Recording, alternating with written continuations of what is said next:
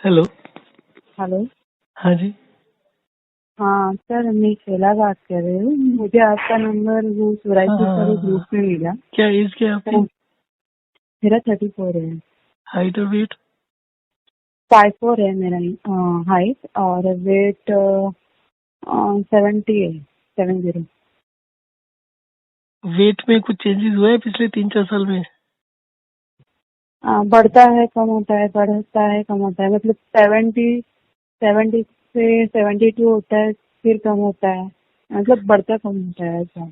आप मुझे 2 वेट बच्चे हैं। वेट कम करने के लिए खाना कम खाते हैं आप? नहीं, ऐसा कुछ नहीं है। आप रूटीन बताइए अपना, सुबह से रात तक क्या रूटीन होता है? सुबह में उठती हूँ तो मैं 2 गिलास कितने पानी बजे? पीती हूँ गर्म। कितने बजे? आ, मतलब 7:30 बजे। ओके। 7 साढ़े 7 बजे मैं पानी पीती हूँ 2 गिलास। हम्म। बाद में ही उससे मुझे मतलब आधे घंटे में मुझे मतलब मोशन आता है। हाँ। बीच में मैं थोड़ा काम करती हूँ, बाद में मैं ऐसा मेडिसिन नहीं है मेरा चालू। मैं ऐसी मतलब टी लेती हूँ, चाय लेती हूँ, नाश्ता करती हूँ, बाद में दोपहर में लंच लेती हूँ 1-1:30 बजे। नाश्ता कितने बजे खाते बाद नाश्ता मेरा 8:30 9 o'clock तक, 9 o'clock तक रहता है, 9 o'clock। हैं? और लंच? लंच 1:30 बजे। 1:30 बजे? हम्म। नाश्ते में क्या खाते हैं? पोहा, कुछ ना कुछ, रोटी रहता है तो रोटी, ऐसा मतलब जो नॉर्मली नाश्ते में रहता है वो।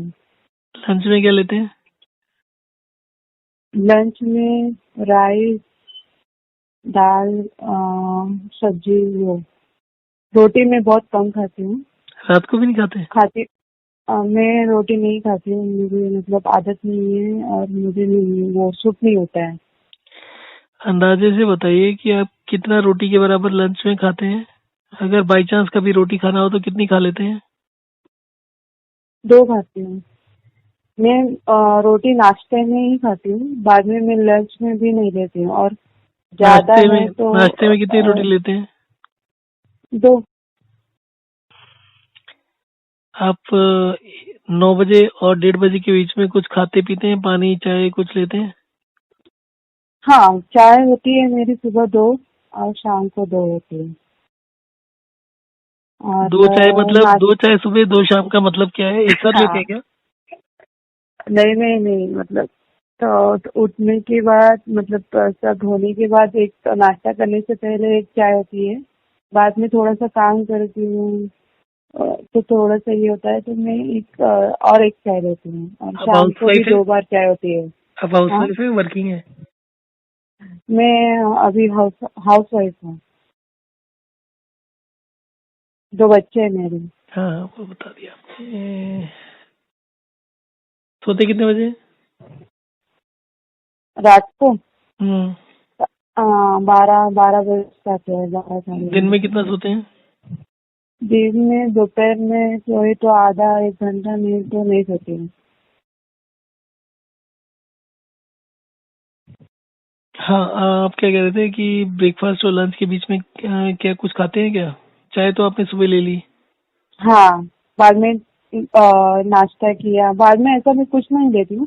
हाँ, चाय रहता है मेरा, लेकिन ऐसा कुछ ऐसा मुंह में डालो ऐसा कुछ, मतलब बीच बीच में ऐसा नहीं है मेरा। नाश्ता है, चाय है, बाद में सीधा लंच है। शाम को भी सिर्फ चाय है, बाकी कुछ नहीं खाती हूँ। शाम डायरेक्ट को डिनर है मेरा। शाम को चाय है, डिनर है। तो डिनर कितने बजे लेते हैं? डिनर हो जाता है, मतलब थोड़ा सा लेट होता है, 9 साढ़े 9, कभी कभी लेट होता है ऐसा। 9 साढ़े 9 तक रहता है हमारा डिनर। हम्म।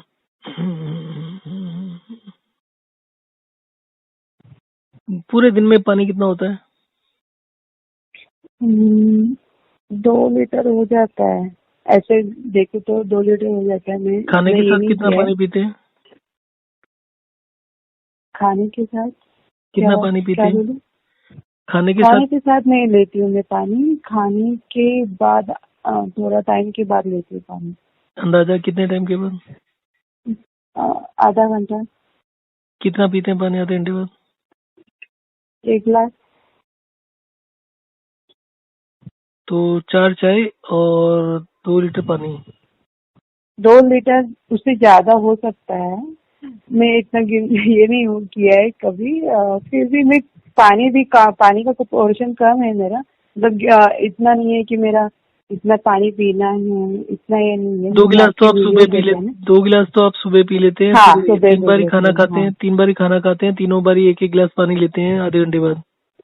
हाँ तो 5 गिलास तो हो और ही गया। हाँ, वो काम में पता नहीं चलता है कितना पानी पिया है मैंने, और कभी कभी पानी पीती भी नहीं हूँ ऐसा, तो प्यास एक काम लगती है करो, वैसे आप वैसे। 1-2 दिन के लिए बॉटल रख लो। और अभी तो हम्म।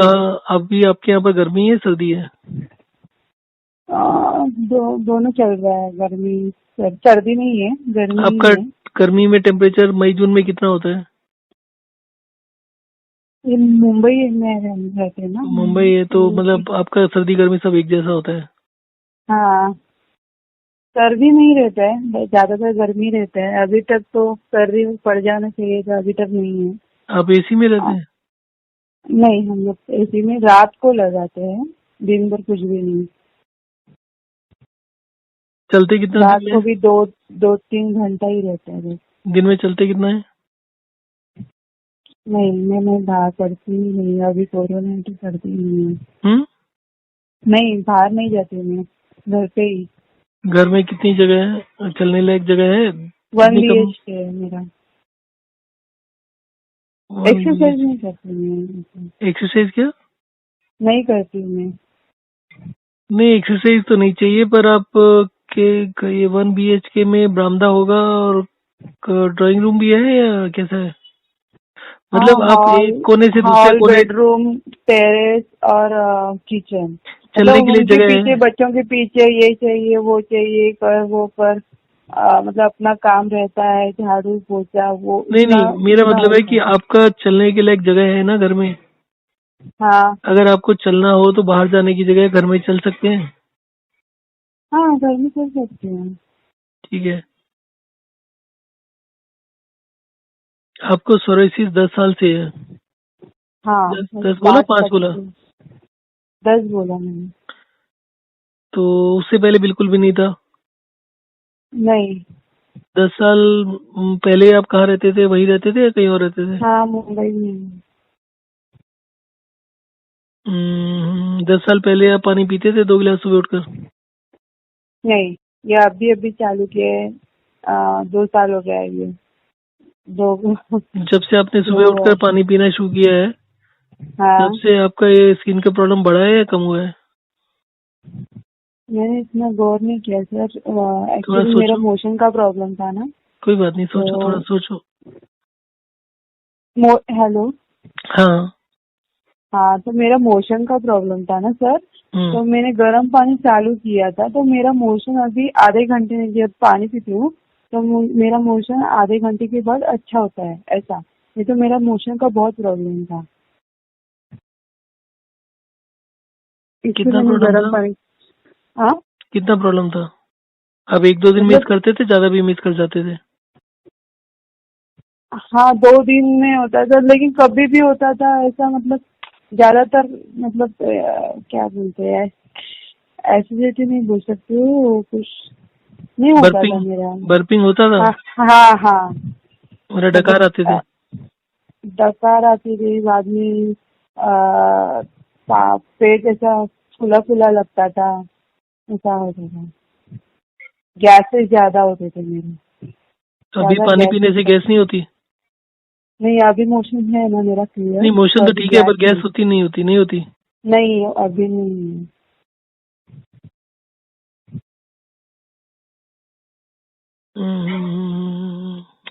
आपके ख्याल से आपको ये स्किन का प्रॉब्लम क्यों हुआ? मुझे लगता है मैं मेरा ज्यादा सोचना। किस बारे में सोचते हैं? एक्चुअली मेरा बचपन में मेरी माँ गई, तो थोड़ा सा डिफिकल्ट रहा हमारा सब हम्म। हम्म। अपब्रिंगिंग। हम्म। तो थोड़ा सा साइकोलॉजिकल प्रॉब्लम हुआ होगा, इसलिए मुझे पता भी नहीं था इसको सोराइसिस बोलते हैं। कब बाद में पता चला ये। कब पता चला? ये ये हुआ तब मुझे पता भी नहीं था। 5-6 साल पहले मुझे पता चला कि ये सोराइसिस उसको बोलते हैं। तो आपको जो सोरेसिस है वो थोड़ा सी जगह पर है, लेग पे है। थोड़ा सा है, ज्यादा है? हाँ हाँ, थोड़ा मतलब है, पैचेस है, हम्म। ज्यादा ठीक नहीं है, है। ठीक है, हाँ कोई फोटोग्राफ होगा ना तो भेज तो देना या खींच के भेज देना फोन से। हाँ ठीक है, मैं फोटोग्राफ भेजती हूँ तो आपको। अभी आपको ठीक करना है, अभी ठीक हम्म, करना है आपको। मैंने आपको एक व्हाट्सएप मैसेज भेजा है, हाँ। उसमें खाने और पीने का टाइम है, कब पानी पीना है, उसमें चाय छोड़ दो। चाय कब से पी रहे हैं, 4 कप? मैं चाय तो बहुत पहले से पीती हूँ, बहुत पहले से। अंदाजा बताइए, 10 साल पहले, 15 साल पहले, 20 साल पहले? मैंने थोड़ा सा बचपन से ही, ज्यादा नहीं, बचपन से ही पीती हूँ मुझे तो चाय। बचपन से 4 कप ही पीते हैं या पहले कम था या नहीं ज्यादा नहीं था? नहीं, ऐसा नहीं है। ये अभी 12-13 साल हो गए होंगे, क्योंकि मैं जॉब पे जाती थी ना, तो वहाँ पे चाय की थोड़ी ज्यादा लत लग गई, तो क्या चाय क्या क्या चाहिए बोल रहे हैं, चाहिए। मैं तो क्या बोल रहे चाय हैं? की थोड़ा लत लग गई, मतलब जॉब पे जाती थी ना, तो चाय ज्यादा होती थी, जॉब तब से करते मुझे। थे पहले? हाँ, कब मैं तक? एक्चुअली एडवोकेट हूँ। अच्छा अच्छा। उससे पहले मैं सीखती थी, जॉब के साथ वो पढ़ाई भी होता था। हम्म। सभी किया तो है। अभी आपने लॉ छोड़ दिया? नहीं, हो गया मेरा पूरा सिल, लेकिन मेरे बच्चे छोटे हैं, इसलिए मैं घर पे अभी हूँ, और लॉकडाउन भी है, चल रहा है। अदरवाइज आप प्रैक्टिस करते हैं? हाँ, अदरवाइज मैं प्रैक्टिस करती हूँ। अच्छा, तो आपको लॉ के बारे में कुछ पॉइंट बताएं तो आप उसको यूज करने की कोशिश करेंगे? क्या? कंज्यूमर्स का लॉ से रिलेटेड मैं बताऊंगा, बाद में बताता हूँ। अभी तो आपको पहले एक्जिमा इसका सोरेसिस का ठीक कर लेते हैं। हाँ। तो आप बोल रहे हैं कि आप चाय बचपन से पीते थे, बचपन में कितना पीते थे, मतलब जब ये सोरेसिस हुआ उससे पहले अंदाजे से कितना पीते थे? 4 कप के आसपास ही था या कम ज्यादा था? नहीं सर, मैं जॉब पे जाती थी ना। हम्म। मैं घर, मतलब बचपन, मतलब वो वाला, मतलब जब जॉब ज्वाइन किया मैंने, हम्म। 12 या 13 स्टैंडर्ड पे मैंने जॉब चालू किया था। हम्म। जब जॉब पे जाती थी तो वहाँ पे चाय जरा ज्यादा होता था, मतलब बात बात में ऐसा पीना जा, तो चाय आती थी तो हम लोग लेते थे, ऐसा तब से स्टार्ट हो गया। मतलब 13-14 साल हो गए, तब से ओके। मेरा चाय रहता है। और चाय नहीं पीती हूँ तो हम्म। मुझे ऐसा लगता है कि मेरा सर भारी लग रहा है, मुझे कुछ सूझता नहीं है, ऐसा लगता है मुझे। देखिए, एक बात समझ लीजिए, जो हम्म, सर चाय नहीं पीने से जो सर दर्द होता है वो सिर्फ 3 से 7 दिन तक होता है। और अगर आप इस हम्म, रूटीन को हमारे फॉलो करेंगे तो आपका जो सर दर्द होगा वो 2 या 3 दिन होगा। हम्म, और यूजली दूसरे दिन पे या तीसरे दिन पेन शुरू होगा, सर दर्द। और अगर आप ठीक से वॉक एंड रेस्ट करेंगे तो वो 1 या 2 दिन में बंद हो जाएगा पेन होना। हम्म, और अगर आप चाय पीते रहेंगे तो प्रॉब्लम बढ़ती रहेगी। चाय से सबसे बड़ा नुकसान क्या होता है, सबसे ज्यादा फायदा क्या होता है, दोनों समझ लीजिए। हम्म, चाय पीने से जो भी खाना खाते हैं हम, उसमें जो न्यूट्रिएंट्स होते हैं वो न्यूट्रिएंट्स ब्लड में एब्जॉर्ब होना होता है। हम्म, वो ब्लड में एब्जॉर्ब नहीं हो पाते, मतलब कम हो पाते हैं। हम्म, अगर आप चाय बंद करते हैं तो थोड़ा सा आपका इन्फ्लेमेशन बढ़ सकता है। चाय एंटी इन्फ्लेमेटरी होती है, एंटीऑक्सीडेंट या हम्म, एंटी इन्फ्लेमेटरी होती है। तो उससे जैसे किसी शरीर में थोड़ा सा सूजन वगैरह होता है तो उसमें आराम मिल जाता है। तो हम्म, जब हम चाय ज्यादा पीते हैं तो उसके वजह से हमारा जो न्यूट्रिएंट का एब्जॉर्प्शन होता है वो धीरे धीरे बंद हो जाता है, और जब हमारे शरीर को न्यूट्रिशन नहीं मिलता तो धीरे धीरे प्रॉब्लम आनी शुरू हो जाती है। हम्म, तो फिलहाल तो आप एक काम करिए, चाय को बिल्कुल बंद कर दीजिए 15-20 दिन। आपको जो हम्म, बताया कि सर में दर्द आप कह रहे हो वो होता है, वो विड्रॉल सिम्टम है। आप उसको नेट पर देखेंगे तो शायद आपको मिल जाएगा। चाय के विड्रॉल सिम्टम 3 से 7 दिन होते हैं। तो आप घर में हैं तो 3 दिन सर पर दबाकर बैठ जाओ, या फिर उसके अलावा दूसरा तरीका क्या होता है, सर दर्द से छुटकारा पाने के लिए बेसिकली क्या होता है कि सर दर्द होने का मतलब होता है कि आपके ब्रेन को काम करने के लिए जितना एनर्जी चाहिए वो नहीं मिल रहा है।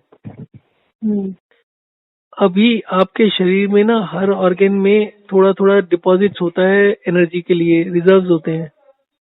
हम्म, तो जब आप वॉकिंग करते हैं, चलते हैं, तो वो एनर्जी अवेलेबल हो जाती है। हम्म, तो आपको क्या करना है, वो एनर्जी को यूज कम करना है, उसको एक्टिवेट करना है। एक्टिवेट मतलब कि आपके शरीर के वाइटल ऑर्गन्स को एनर्जी अवेलेबल होना शुरू हो जाता है। वो जब आप चलेंगे तो आपका हार्ट रेट वगैरह बढ़ जाता है, ब्रेन का फंक्शनिंग भी बढ़ जाता है। आप थोड़ा सा चलें, सिर्फ 1 मिनट के लिए घर में चलें।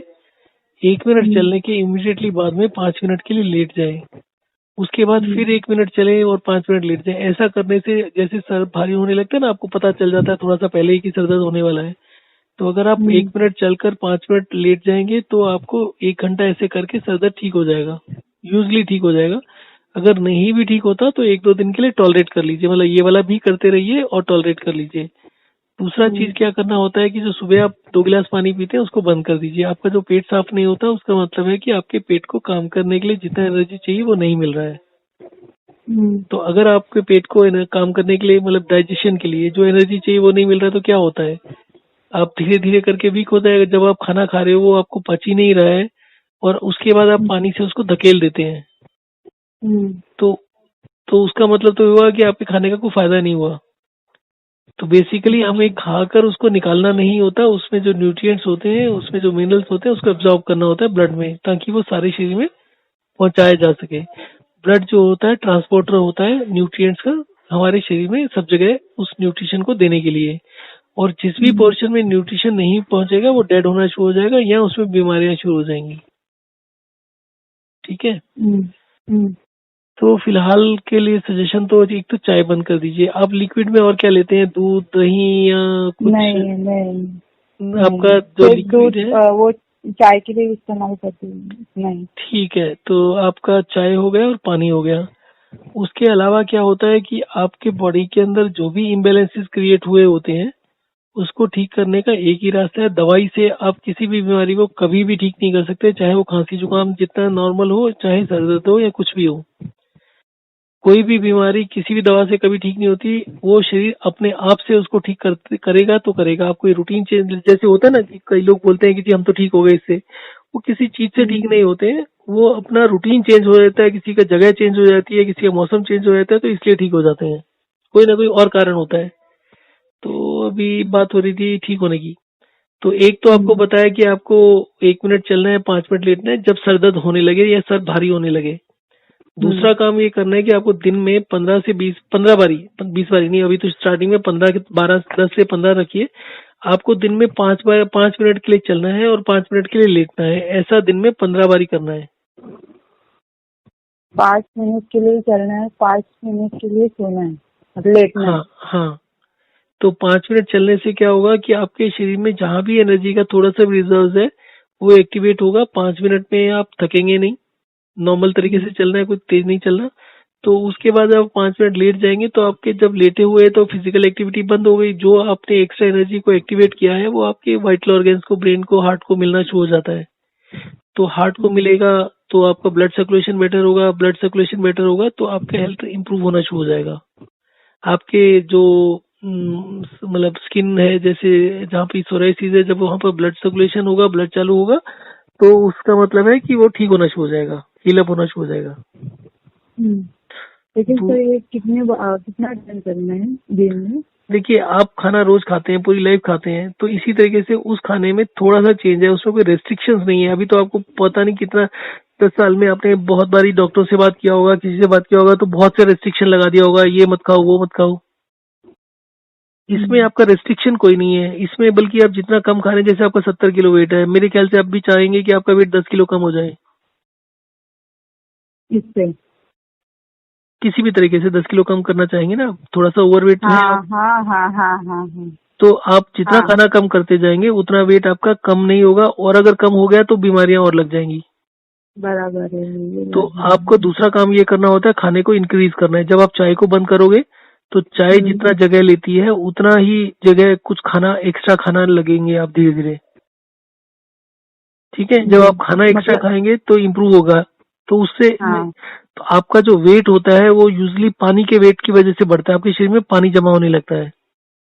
हम्म, तो जब आप वॉक एंड रेस्ट करेंगे और खाना ज्यादा खाएंगे और पानी कम कर देंगे तो हाँ, आपका वजन कम होने लगेगा। परंतु आपको पानी हमेशा कम नहीं करना होता, बेसिकली बॉडी को क्लीन अप भी करना होता है। तो इस प्रोग्राम हम्म, को देखेंगे ना, तो इसमें किसी दिन तो 2 गिलास पानी पीना है पूरे दिन में, ठीक है। और किसी दिन 4 गिलास पानी पीना है, किसी दिन 6 भी है, किसी दिन 12 गिलास भी है। तो हफ्ते का प्रोग्राम हाँ है। इसको आप रिपीट करते रहिए।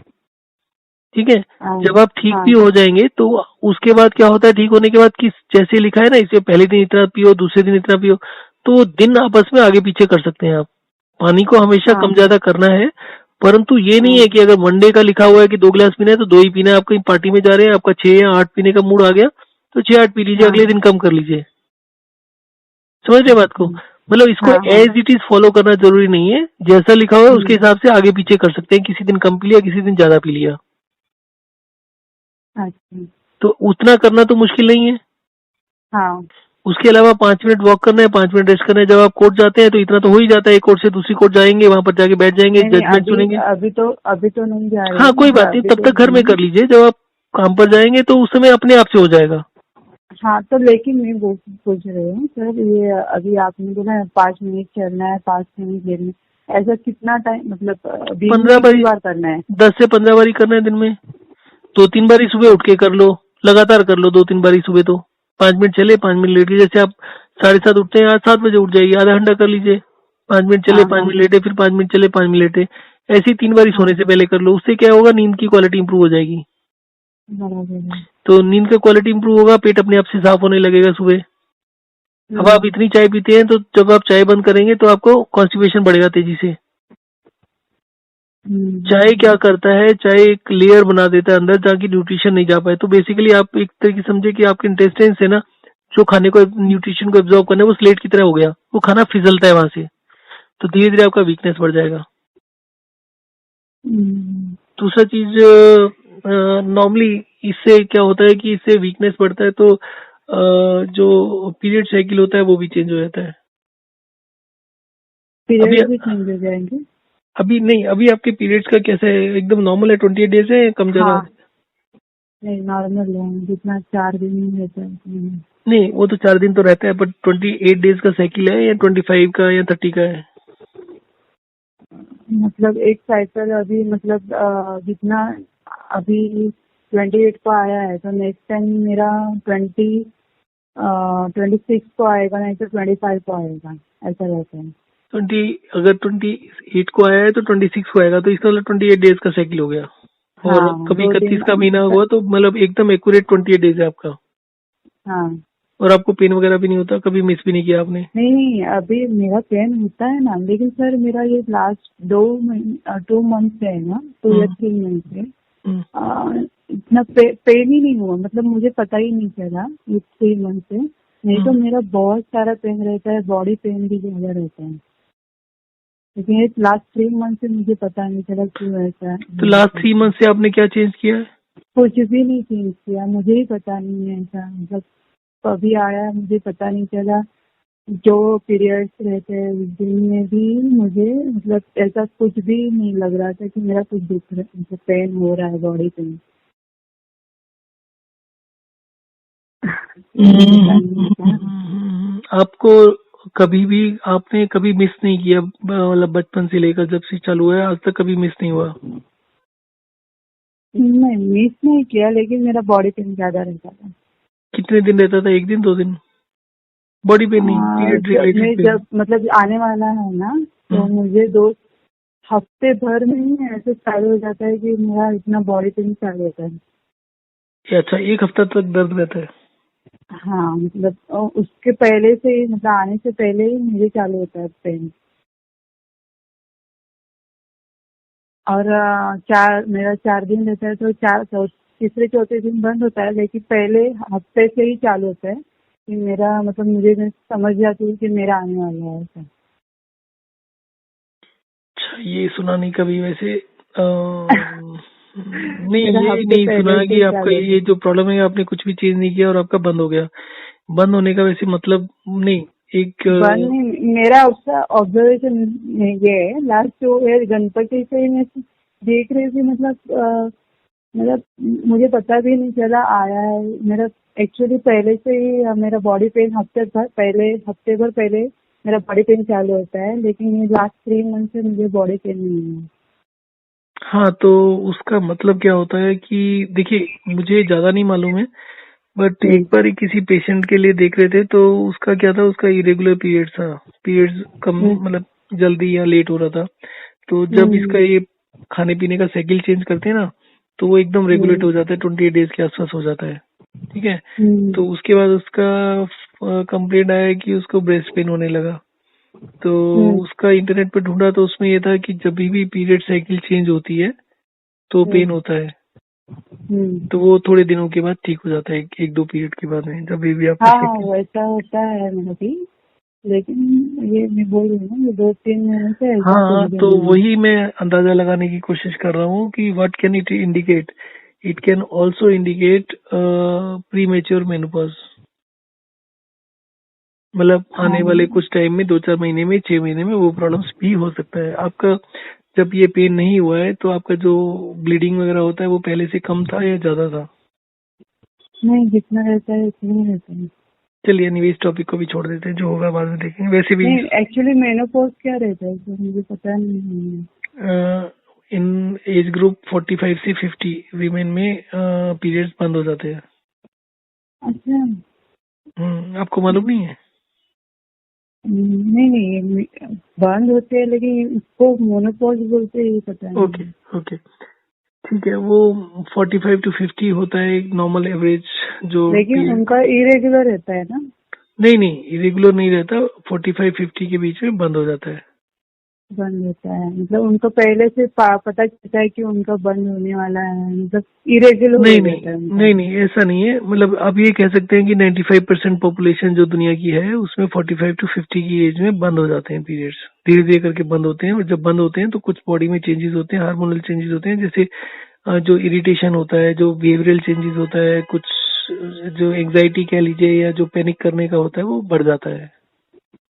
हम्म। और वो बढ़ने का भी बेसिक रीजन क्या होता है कि आपको बेसिकली मेनोपॉज का भी और सब चीजों का रीजन एक ही होता है कि आपकी बॉडी को काम करने के लिए एनर्जी चाहिए। जब वो एनर्जी पूरा नहीं मिलता है तो सारे के सारे ऑर्गन्स जो होते हैं वो मतलब गलत से काम करने लगते हैं। तो कभी पैनिक अटैक होगा, कभी कुछ होगा, कभी कुछ होता है, ये बिना बात पे लड़ना। अब जैसे आपने मूवीज में भी देखा होगा कि वो सास बहू की लड़ाई वगैरह होता रहता है, उसका भी बेसिक रीजन होता है कि जब मैरिज होती है तो सास ऑलरेडी मेनोपॉज में एंटर कर चुकी होती है, तो उस समय तक उसके बिहेवियरल चेंजेस हो जाते हैं। तो वो जरा जरा सी बात में इरिटेशन, दूसरी गलती निकालते रहना। सो उसका जो बेसिक रीजन होता है वो ये नहीं होता है ज्यादातर कि वो कुछ लविंग सास है, कुछ वैसी सास है खराब है। वो हार्मोनल चेंजेस होता है, जिसको कभी भी ठीक तरीके से दिखाया नहीं जाता मूवीज में। मूवीज में तो सिर्फ ये दिखाते हैं ना कि ये वेम्पायर है, ये मतलब गलत टाइप की लेडी है, और ये ठीक टाइप की है। वो वैसा नहीं होता है। आपको मैं एक दो एग्जाम्पल देता हूँ। अभी मेरा लैंडलॉर्ड से मीटिंग हुआ, तो उसका एक और उसने टेनेंट रखना था, उसका रेंट एग्रीमेंट रजिस्टर करना था। सो ही सेड कि आज की डेट में मैं बहुत ज्यादा शकी हो गया हूँ, छोटी छोटी बात में बहुत चिंता करने लगा हूँ, हर बात में शक करने लगता हूँ, मेरे को टेंशन हो जाती है छोटी छोटी बात की। ठीक है। तो जब भी हमारे ब्रेन को एनर्जी मिलना कम होता है तो ये चेंजेस होता है। एजिंग का प्रोसेस का मतलब होता है कि हमारा जो बॉडी खाने पीने से एनर्जी बना रहा है वो धीरे धीरे एनर्जी कम होता रहता है। जब हमारे वाइटल ऑर्गन्स को एनर्जी नहीं मिलता तो हमें जरा जरा सी बात में चिंता ज्यादा होती है, एंग्जाइटी ज्यादा होती है, ब्रेन से रिलेटेड जितना भी चीजें होती हैं वो होता है। So my landlord is about 85 year old. ठीक है। इसी तरीके का चेंजेस जैसे मेरे फादर थे, वो 75 जब क्रॉस किया था उनका भी होता था। रात को 2-2, अभी तो ऑटोमेटेड हो गया ना कि आप बैंक बैलेंस चेक कर सकते हो, रात के 2-2 बजे बैठ के चेक करते थे, जबकि बैंक में कुछ ज्यादा बैलेंस नहीं होता था, ट्रांजेक्शन भी नहीं होता था। तो विदाउट ट्रांजेक्शन ऐसे ही चेक करते रहते थे, बार बार अपना बैंक का पासबुक अपडेट कराएंगे एंड ऑल दैट। ठीक है। सो वो जो एक होता है उस तरीके का बिहेवियर हो जाता है। वो वैसे ही बिहेवियर हमारा मेनोपॉज के बाद होता है कि मेनोपॉज का भी बेसिक रीजन ही होता है। कुछ लेडीज का, ये तो नॉर्मल एज ग्रुप बताया आपको 45 to 50, कुछ का 30 में भी हो जाता है, 40 में भी होता है, 35 में भी होता है। ठीक है। तो उसमें क्या है, जैसे 2 साल के लिए बंद हो गया, पर जैसे ही उनमें 2-3 लोग थे जिन्होंने कॉल किया, जिसके एक का 38 में, का 42 में बंद हुआ। तो जैसे ही इस खाने पीने के सिस्टम को चेंज करते हैं 15-20 दिन में चालू हो जाता है उनका। 2-2 साल के लिए जैसे बंद था, 2 साल का बंद होने के बाद 15-20 दिन में चालू हो जाता है। So everything is related with the energy, और आप जितना चाय पी रहे हो इट इज हार्मफुल। नंबर 2, अगर आपके पीरियड्स के टाइम पर पेन होता है, चाहे बॉडी पेन हो या कुछ भी हो, तो उसका मतलब है कि एक तो एंडोमेट्रियोसिस का चांसेस होता है। उसमें क्या रहता है कि आपका later in the life the chances of cancer goes up. ठीक है? So it is very very essential that you get rid of this period related pains. दूसरा चीज एक और दिमाग में आया, cancer is nothing but A metabolic syndrome. जैसे जैसे आपका एनर्जी लेवल डाउन होता है वैसे वैसे कैंसर के चांसेस बढ़ते हैं. ठीक है. दूसरा एक्सपीरियंस ये भी है कि जब किसी का पेन बंद हो जाता है तो उसका मतलब ये भी होता है आपकी बॉडी का कुछ पार्ट डेड हो गया, वहां ब्लड सप्लाई बंद हो गया, उस वजह से पेन बंद हो जाता है. उसको जब रिवाइव करेंगे तभी भी पेन होगा 15-20 दिन, महीने के लिए. अब कुछ पेशेंट्स थे जिनको पेट में दर्द होता था, उन्होंने मेडिसिन वगैरह लिया, पेट में दर्द ठीक हो गया. उसके बाद उन्होंने ये वाला सिस्टम फॉलो किया. जैसे एक पर्टिकुलर लेडी है, उनका नंबर था हेल्थ 01004. तो शी सेड कि उनको पीरियड में इतना पेन होता था कि उनको 2-2 दिन तो पेन किलर्स लेने पड़ते थे, कई बार उससे भी आराम नहीं मिलता था तो ड्रिप लगवानी पड़ती थी. आईवी जो होता है ना, ग्लूकोज जिसको बोलते हैं. तो उसके बाद उन्होंने इस सिस्टम फॉलो किया तो करीब 1 महीने के अंदर अंदर उनका फीडबैक ये था कि पीरियड्स आगे निकल गए, पता नहीं चला. फिर उसके बाद में उन्होंने महीने 1.5 महीने के बाद उन्होंने बोला जी उनके पेट में दर्द होना शुरू हो गया. तो फिर उन्होंने बताया पहले भी दर्द होता था, मेडिसिन वगैरह लिया था, ठीक हो गया था. सो ये जो पेन, फिर उन्होंने बोला, तो मैंने कहा आपको अगर डाउट है किसी चीज का तो डॉक्टर से कंसल्ट करके जो भी चेक वेक कराने करा लीजिए. तो सारे चेकअप वगैरह हो गए तो डॉक्टर ने एवरीथिंग वाज क्लियर्ड अप. तो ये पेन फिर 15-20 दिन तक कंटिन्यू हुआ और उसके बाद पेन बंद हो गया. और उसके बाद अभी शायद काफी टाइम से फोन भी नहीं, अभी तो everything should be all right now. So इसमें क्या होता है, क्योंकि इसमें जो रूटीन होता है, एक मिसकंसेप्शन है कि हमें खाने के साथ पानी नहीं पीना होता, उससे एसिड डाइल्यूट होते हैं, जो कि एकदम गलत होता है. आपको मैं उसको कैसे समझा सकता हूँ, आपको एग्जांपल्स वगैरह देके समझाऊं? हाँ. आप आटा गूंथते हैं? हाँ. जब आप आटा गूंथ जाता है, 5 मिनट हो गया आटा गूंथने के बाद, तो उसमें आप 1 बूंद पानी डालेंगे ऊपर से, तो आटे में वो बूंद पानी का नहीं मिलेगा, वो ऊपर ही ऊपर तैरता रहेगा, या लिस लिसा सा लगेगा कि ऊपर पानी ऊपर ही तैर रहा है, अंदर नहीं गया. चाहे आप उसको जितना मर्जी धकेल लीजिए, जितना मर्जी गूंद लीजिए. परंतु जब आप आटा गूंद रहे होते हैं उस समय आप आधा गिलास पानी भी फालतू मिलाते हैं. मान लीजिए रोज आधा किलो आटा में आप 1 गिलास पानी डालते हैं, ठीक है. तो एक दिन आप 1 गिलास की जगह 1.5 गिलास भी डाल देंगे तो क्या होगा, आटा तो गूंथ जाएगा, थोड़ा सा ढीला हो जाएगा, तब पानी सारा का सारा आटे में चला जाएगा. अब आपने खाना खा लिया, खाने ने आपके पेट में 4-4.5-5 घंटे रहना है. खाने का जो प्रोसेस होता है एसिड और एंजाइम्स, वो खाना शुरू करने से पहले ही चालू हो जाता है, या खाना खाते ही शुरू करते ही चालू हो जाता है. जब तक आधा घंटा गुजरता है आपका 90% 95% प्रोसेसिंग, 100% प्रोसेसिंग हो चुकी होती है. प्रोसेसिंग होने का मतलब उसका आटा बन गया, या आप उसका पेस्ट बनना होता है जिसको चाइम कहते हैं, वो बन गई है. अब आपने पानी पी लिया तो दैट इज समथिंग कि आपने आटा गूंद लिया, उसके बाद आधा गिलास पानी उसके ऊपर और डाल दिया. अब वो क्या होगा आप समझ सकते हैं. अब नीचे जो, अगर आप एक बंद कंपार्टमेंट में जैसे पेट होता है, पेट के अगर शेप में सोचेंगे तो उससे क्या होता है, आधे घंटे का मतलब क्या होता है, आपके पेट में एसिड होता है तो पता है आपको, खाने को डाइजेस्ट करने के लिए एसिड और खाना जब रिएक्ट होगा तो क्या होगा, गैस बनेगी. उस गैस का काम होता है खाने को नीचे पुश करना. अब आप आधे घंटे बाद पानी पी लेंगे तो जो एसिडिक गैस होती है वो धीरे धीरे करके डाइल्यूट हो जाती है, उसका प्रेशर, जो एयर प्रेशर होता है वो कम हो जाता है, तो खाना नीचे सरकता नहीं आसानी से. अभी आप पानी से उसको धकेल रहे हैं, फिर वो धीरे धीरे करके आपके जो मोशन होगा ना उसका फॉर्मेट बदल जाएगा, वो थोड़ा सा मतलब डिब्रीज टाइप से हो जाता है, अधपचा खाना निकलने लगता है, क्योंकि वो डाइजेशन पूरा नहीं होता. ठीक है. सो आप इस रूटीन को फॉलो करिए, आपको बताई दिया, उसमें वॉक एंड रेस्ट में एनर्जी ज्यादा मिलेगी आपको डाइजेस्टिव सिस्टम को. इसमें कई दिन होता है कि आपको हफ्ते में जैसे 2 दिन है सिर्फ 2 ही बारी खाना खाना है, और थोड़ा सा आपको टाइमिंग को चेंज करने का जरूरत है. जैसे आपने बताया 8:30-9 बजे खाते हैं, दूसरा 1:30 बजे खाते हैं, तो 1:30 बजे मत खाइए. अगर आप 9 बजे खाते हैं तो कोशिश कर लीजिए अगर 8 बजे खा सके तो, नहीं तो 9 बजे खाए तो दूसरा खाना 2:30-3 बजे खाइए. 6 घंटे का गैप हो गया. तीसरा खाना बेसिकली 6 घंटे का गैप देना है. हाँ, क्योंकि जस्ट लाइक अगर आपके खाने मतलब जैसे कुछ, बिकॉज डाइजेशन को आप से कह सकते हैं कि जैसे आप सब्जी बनाते हैं वैसा है, अगर किसी को 1 घंटा लगना है तो लगना ही लगना है. 1 घंटे से पहले करोगे तो कच्चा अध कच्चा निकलेगा.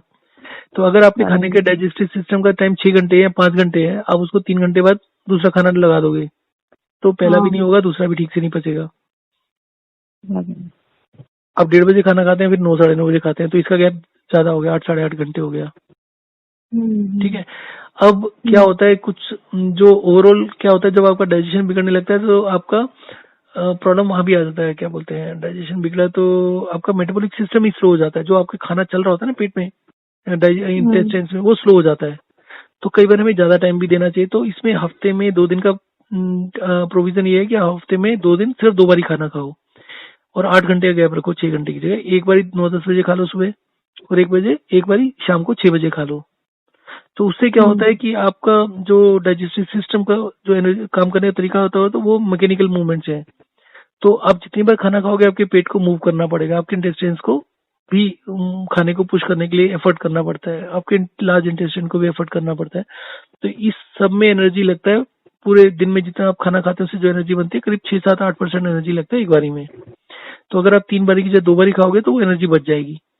तो जो एनर्जी बचेगी वो आपके नेक्स्ट खाने के लिए अवेलेबल हो जाएगी। तो आपका डाइजेशन इंप्रूव हो जाएगा। तो आपको जो पानी पीना पड़ता है सुबह, वो नहीं पीना पड़ेगा। ठीक है। तो आपको जो रूटीन भेजा है उसको फॉलो करिए, आपका ये प्रॉब्लम्स खत्म हो जाएगा। और मे बी आपका पेन्स, वैसे तो ये जो तुम हफ्ते मतलब दिन में 2 बारी जो खाना खाना होता है ना, ये कई लोगों के ऊपर टेस्ट किया, इससे पीरियड्स का पेन बंद हो जाता है, क्योंकि आपका एनर्जी लेवल बढ़ता है। और उसका जो बेसिक कारण होता है वो एनर्जी का ही होता है, कि आपका ब्लड सर्कुलेशन प्रॉपर नहीं होता है वहां पर, और बॉडी को उस चीज को थ्रो आउट करना है, वो नहीं थ्रो आउट करता, तो पेन होता है। तो जैसे ही आपका ये सब सिस्टम फॉलो करेंगे तो महीने 2 महीने में आपके पेन्स वगैरह बंद हो जाएंगे। और इवन अभी जैसे आपने पता नहीं कौन सा वीडियो देखा होगा मेरा, अभी there was a girl 20-21 year old, उसका 3 महीने में जैसे पीरियड नहीं आ रहा था, तो उसने 3 हफ्ते के करीब इसको फॉलो किया अच्छे से, तो उसका पीरियड चालू हो गया। तो अब आज की डेट में तो बहुत लोगों के प्रॉब्लम्स हो रहा है कि बीच बीच में पीरियड मिस होने लगता है, कभी 2 महीने, 4 महीने, 6 महीने। अभी 2 पेशेंट का और बता रहे हैं कि उनका किसी का 1 साल के लिए मिस हो गया, किसी का 7 महीने हो गए हैं। दे टेकिंग मेडिसिन, एक बार मेडिसिन लेना शुरू करो तो फिर उसी तरीके से चलता है। तो एनीवे, आप जो भी बात कह रहे हैं टेंशन वेंशन का, तो जैसे जैसे आपका एनर्जी लेवल बढ़ता रहेगा वैसे आपका बिहेवियरल चेंजेस, जो हार्मोनल कहते हैं ना, वो सब कुछ नहीं होता। जैसे जैसे आपकी एनर्जी बढ़ेगी, आप खुश रहना शुरू कर देंगे, धीरे धीरे ठीक हो जाएगा सब कुछ। हाँ, और सर ये रूटीन में ही रखने हैं अब। हाँ, इसको पूरा लाइफस्टाइल में डाल दो, बच्चों को या किसी को भी, सभी को इसी तरीके से डालिए। उससे उनका जो ओवरऑल डेवलपमेंट, फिजिकल और मेंटल जो डेवलपमेंट होता है, बहुत अच्छे से होता है। बच्चों को भी। सभी को, मतलब बूढ़ा हो, मतलब कोई भी आदमी हो, चाहे वो 100 साल का है, 90 साल का, 80 साल का, सभी के ऊपर ट्राई कर सकते हैं। अब इसमें जो मतलब लोगों को इतने व्हाट्सएप में से आते हैं 3 लीटर पानी पीना चाहिए, 4 लीटर, ऐसा कुछ नहीं है। पानी को हमेशा कम ज्यादा करते रहना चाहिए, और महीने में कोशिश होना चाहिए कभी कभी हम पानी बिल्कुल भी ना पिए, एक बूंद भी नहीं पिए एक दिन के लिए। निर्जला। हाँ, उसको भी करते रहना चाहिए उसके देखिए, हमारी बॉडी का जो टोटल सिस्टम है वो हाइड्रेशन डिहाइड्रेशन है। जब आप ज्यादा पानी पीते हैं तो आपकी बॉडी के अंदर जो भी मिनरल्स ज्यादा हुए होते हैं, जो भी चीजें ज्यादा होती हैं, वो डाइल्यूट हो जाती हैं और निकल जाती हैं। परंतु बॉडी में कुछ चीजें ज्यादा होने से कुछ चीजें कम भी होती हैं। उसका कारण क्या होता है, शरीर में जिस चीज की कमी होती है वो दूसरी चीजों से मिलकर उसको बना लेते हैं। तो जब आप कम पानी पीते हैं तो जब कम जो चीजें कम होती हैं वो बढ़ जाती हैं, कंसंट्रेशन में बढ़ जाती है ना। तो वो एक बैलेंसिंग सिस्टम होता है। जिस दिन आप ज्यादा पानी पियेंगे तो ज्यादा जो चीजें ज्यादा है वो कम हो जाएंगी, जिस दिन कम पानी पियेंगे कम वाली ज्यादा हो जाएंगी। तो आपका जो बैलेंस, जैसे मेटाबॉलिक रेट कह रहे हैं ना, वो थोड़ा धीरे धीरे करके स्टेप बाय स्टेप ऊपर जाता रहता है। तो आपको और अपने आप सर से ये 2-4 दिन में अभी फील ये होगा। जो अभी सोराइसिस के जो पैचेस है उस पे मैं वैसलीन लगाती हूँ, वो लगा कुछ के भी रहूँ? लगाने की जरूरत नहीं है। नहीं लगानी? नहीं, वो मेडिसिन सिस्टम एकदम इंटायरली डिफरेंट होता है। कुछ भी खाते हैं, पीते हैं, सिरप लेते हैं, दवाई लेते हैं, वो सब बंद कर दीजिए, किसी का जरूरत नहीं है। आपको जो अभी मैसेज भेजा स्ट्रिक्टली एकदम अगर 100% फॉलो करेंगे तो आप 15 दिन के अंदर देख लीजिए कितना फर्क पड़ेगा। ठीक है। उसका कुछ मतलब इन्फ्लेम ज्यादा, मतलब ज्यादा कुछ नहीं होगा ना? तो मतलब अभी सडनली मैं उस डाइट पे जाऊं और कुछ मतलब रिएक्शन मतलब होता ही है ना, कुछ भी कोई भी डाइट चालू करो तो रिएक्शन होता है ना। देखिए मतलब देखिए देखिए अभी। देखिए देखिए सुनिए, आप कोई भी डाइट चालू करेंगे तो उसमें शुरू शुरू में ठीक लगता है, उसके बाद प्रॉब्लम आती है। ठीक है। हाँ। हाँ। हमारे सिस्टम में कोई डाइट ही नहीं है, कोई सिस्टम ही नहीं है। उसमें कम पानी पीने का है, ज्यादा पानी पीने का है, और ज्यादा पानी पीने का है। ठीक है। आप डाइट फॉलो करते हैं, कीटो डाइट फॉलो करते हैं, आप फैट ज्यादा लेते हैं, ऑयल ज्यादा लेना होता है। अब फैट में क्या होता है कि पिछले 50 साल से क्या बोल रहे हैं कि फैट लेने से हार्ट अटैक होता है। तो अननेसेसरी सभी लोगों का फैट कंजम्पशन, ऑयल कंजम्पशन कम किया हुआ है। अभी everybody in this world is deficient in oils. तो क्या होता है, कीटो डाइट चालू करेंगे तो आपका जो भी डेफिशिएंसी होगा ऑयल का खत्म हो जाएगा, तो आपका हेल्थ बहुत तेजी से जूम करेगा। 15 दिन बहुत अच्छे से रहेगा, फिर धीरे धीरे डिप करना शुरू कर देगा, क्योंकि आप रोज फैट ले रहे हो, फिर धीरे धीरे ज्यादा हो जाएगा। तो अगर मैं तो हर एक को बोलता हूँ कोई डाइट शुरू करना है तो सिर्फ 5-7 दिन के लिए करो। आपका 2 किलो वेट कम हो गया, उसके बाद वेट करो। वेट करने के बाद में फिर उसको नॉर्मलाइज होने दो, फिर महीने 2 महीने बाद फिर कर लो। जल्दबाजी मत करो, ये कोशिश मत करो कि 2 महीने में सारा वेट कम करना है। आपको 10 किलो वेट कम करना है, यू हैव इनफ टाइम। आपको इतने सालों से इतना वेट होगा, आप कोशिश करो 1-1, 2-2 किलो कम हो जाए। 8-10 महीने में 10 किलो कम हो जाएगा, that is more than enough. जल्दी क्या है, आप जल्दी करोगे आपको वीकनेस होगी, आपको एसिडिटी की प्रॉब्लम होगी, जो बर्पिंग कह रहे हैं ना वो और बढ़ जाएगी। आपका एनर्जी लेवल बढ़ेगा, डाइजेशन ठीक होगा तो बर्पिंग भी ठीक हो जाएगा उससे। और आपका हेल्दी वेट लूज करने का इससे बढ़िया तरीका नहीं होता। अगर आप इसको 100% फॉलो करेंगे, you can lose 2 to 3 kg per month also, depending on various factors. आपका एज भी ज्यादा नहीं है, तो हो सकता है आप आराम से लूज कर सकते हैं इसको, और उससे आपको वीकनेस नहीं आएगी। खाना अगर आप 2 रोटी के बराबर खाते हैं, कोशिश करो 20 से 50% तक, 25 से 50% खाना बढ़ा दो। खाना बढ़ाने के बाद भी, हाँ, खाना बढ़ाने के बाद भी वेट अगर कम होता है तो इसका मतलब बहुत अच्छा हो रहा है ना। सारी दुनिया में एक भी जगह ये बता दो जहां पर ये हो कि खाना बढ़ाने के बाद वेट कम हो रहा है। अभी जिसका मैंने पीरियड्स का कहानी बताया, वो इतना दुखी हो गई थी कि सुबह 1-1.5 रोटी खाती थी, रात को 1-1.5 रोटी, पूरे दिन में 3 से ऊपर नहीं खाती थी। अभी 8-9 रोटी से ऊपर हो गया, इसका वेट कम हो रहा है। और एक पेशेंट नहीं, आप पूरे चैनल के ऊपर यूट्यूब के मेरे जितने भी वीडियोज हैं, लोगों का, सब लोग तो नहीं बात वेट के बारे में होती, बट जितने भी लोग हैं वो यही बताते हैं कि जी इससे वेट लूज हो रहा है। और जिनका वेट कम होता है, शुरू में 2-3 किलो कम होता है, पर उसके बाद धीरे धीरे बढ़ने लगता है। तो वेट लूज करना हो, बढ़ाना हो, सब चीजों का एक ही फार्मूला है। और इस फार्मूले की सबसे बढ़िया चीज है, इसमें कोई फार्मूला ही नहीं है। क्योंकि बाकी सब जगह मैं आपको बता रहा हूँ ना कि सब जगह होता है कि आप ये वाली रूटीन को फॉलो करो, इसमें रूटीन है ही नहीं। इसमें तो रूटीन को ब्रेक करने का है कि आप कम पानी पी रहे हो, ज्यादा पी रहे हो, एंड ऑल दैट। ठीक है, तो आपको मैसेज आ गया, मैसेज को अच्छे से पढ़ लीजिए और कोशिश करिए 15 दिन के लिए स्ट्रिक्टली फॉलो करने के लिए, तो आपको अपने आप दिखाई देगा 60-70% छूट जाएगा आपका। ठीक है सर। और आपको और भी बहुत सी चेंजेस देखने को मिलेंगे। अब आप बताइए, लॉ में क्या इंटरेस्ट है आपका? कंज्यूमर कोर्ट में इंटरेस्ट है कुछ? नहीं, मैं कंज्यूमर में नहीं हूँ। किस में है आप? मैं एक्चुअली पहले 2 साल मैंने 138 में प्रैक्टिस किया था। ओके। 138 एक बाउंसिंग प्रैक्टिस किया था। तो 138 में कहाँ तक जाते हैं? हाई कोर्ट तक जाते हैं, डिस्ट्रिक्ट कोर्ट में? नहीं, हाई कोर्ट में हम लोग लोअर कोर्ट तक ही रहते हैं, हाई कोर्ट में नहीं रहते हैं। लोअर कोर्ट में रहते हैं? लोअर कोर्ट में रहते हैं। तो अभी तो 138 के केसेस बंद चल रहे हैं जब तक कोरोना चल रहा है। सब बंद ही चल रहा है ना सर। नहीं, 138 के तो सुप्रीम कोर्ट का, हाई कोर्ट का गाइडलाइंस था ना, सजेशन था कि भाई इसको पुश मत करो। हाँ, नहीं ऐसा कुछ नहीं है, मॉनिटरिंग की बात कर रहे हैं ना। नहीं, अभी जब से कोरोना हुए ना, तब से कोर्ट का गाइडलाइंस था कि जो भी 138 की केसेस है चेक बाउंसिंग है, उसको स्लो डाउन कर दो। नहीं, अभी मैंने वो अभी बंद ही किया है ना, मतलब छोड़ा है ना। अभी थोड़ा बच्चे छोटे हैं तो मुझे पता नहीं है कोर्ट का अभी क्या चल रहा है। मैंने कंज्यूमर कोर्ट में ना अभी जो 2019 के अंदर कंज्यूमर प्रोटेक्शन एक्ट आया था ना, उसमें बहुत से चेंजेस आए हैं। अब इसमें क्या है कि बहुत सारी पेनल्टीज वगैरह हो गई है मैन्युफैक्चरर्स के ऊपर। एक तो वो होता है ना, क्या होता है, एडवर्टाइजमेंट, मिसलीडिंग एडवर्टाइजमेंट्स। हाँ, बराबर है। हाँ, तो मिसलीडिंग एडवर्टाइजमेंट्स के ऊपर आप को कुछ आइडियाज देता हूँ, और कुछ आप धीरे धीरे करके देख सकते हैं। तो उसमें देखने की कोशिश करेंगे तो उसमें आपको बहुत सारी चीजें मिल जाएंगी। और अगर मेडिसिन लाइन के अंदर भी केस करना चाहें तो उसमें बहुत से वो बता सकता हूँ टेक्निकल चीज। मिसलीडिंग का एक एग्जांपल दे देता हूँ। साफी होता है ना, पीपल्स के लिए सजेस्ट करते हैं ना कि it's a blood purifier. Basically Safi Hamdard बेचता है, एंड उनका सेल बहुत ज्यादा होना चाहिए, और बहुत बदबूदार, बहुत ही कड़वी चीज, और बहुत ही मतलब घटिया चीज होती है वो। आप अगर कोई वो आयुर्वेदिक रहता है ना? See what ever it be, Ayurvedic या कोई भी चीज, आप misleading advertisement is punishable offence, उसके लिए हाँ जेल भी है और पेनल्टी भी है।